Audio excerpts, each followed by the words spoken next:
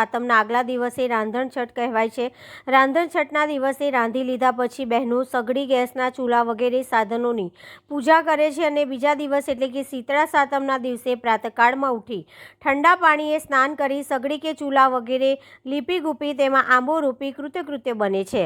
આ દિવસે ચૂલો કે સગડી સળગાવવાની નહીં, આખો દિવસ ટાળું ખાવું અને શીતળા માની વાર્તા સાંભળવી અથવા વાંચવી। આ પર્વને શીતળા સાતમ કે ટાળી સાતમ કહેવાય છે।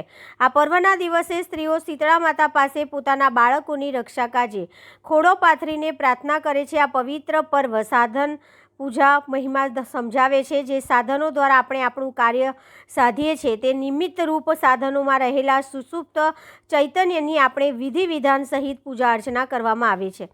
ધન ધાન્યની વૃદ્ધિ થઈ અને સ્વાસ્થ્ય સંતાનની પ્રાપ્તિ થતી હોય છે, જેને લઈને મહિલાઓ શીતળા માતાની મોટી સંખ્યામાં પૂજા અર્ચના કરી હતી। આજે મારું નામ ભરતભાઈ શાસ્ત્રી। આ હિન્દુ ધર્મનો સૌથી પવિત્રમાં પવિત્ર માસ શ્રાવણ માસ ચાલી રહ્યો છે। આ માસની અંદર નાના મોટા ઘણા તહેવારો આવી રહ્યા છે, મોટા મોટા તહેવારો આવી રહ્યા છે।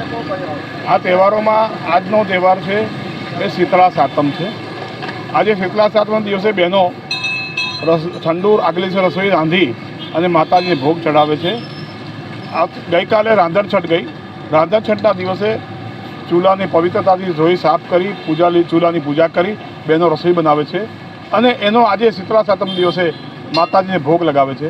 ખાસ કરીને કુલેરનું નૈવેદ્ય માતાજીને ચડાવે છે।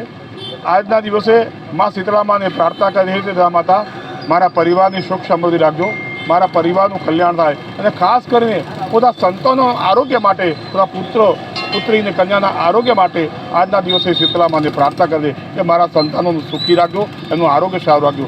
એના માટે આ શીતળા માતાની પૂજા કરવામાં આવે છે।